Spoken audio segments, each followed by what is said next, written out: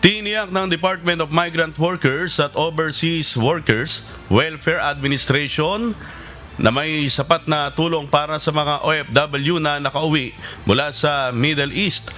Kabilang sa ibinibigay ang pansamantalang matutuluyan, pagkain, transportasyon at financial assistance.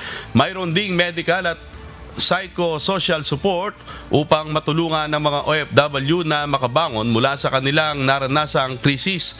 Layunin ng pamahalaan na matiyak ang maayos na pagbalik at reintegration ng mga manggagawang Pilipino na mula sa kaguluhan sa gitnang silangan.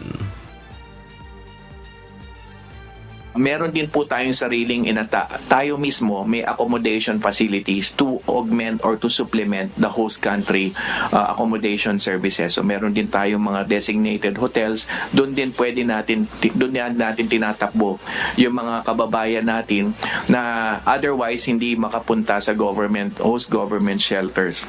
Ikaw na, may interrupt. Sabi mo, ini-invite natin yung mga OFWs natin na pumunta sa mga designated hotels. Meron ba mga bomb shelters, itong mga hotels na nirekomenda natin na puntahan nila?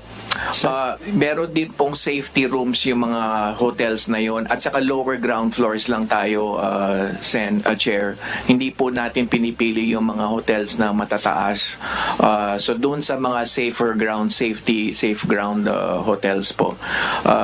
In the case of certain areas, hindi ko na po babanggitin saan for safety reasons, tukoy naman natin, Chair, kung saan ang prime targets ng Iran o kung Israel yan sa Lebanon, alam na natin kung saan ang tinutukoy na target. So may idea na tayo kung ano yung mga spared areas. So doon din natin pinipili yung mga accommodations that we have.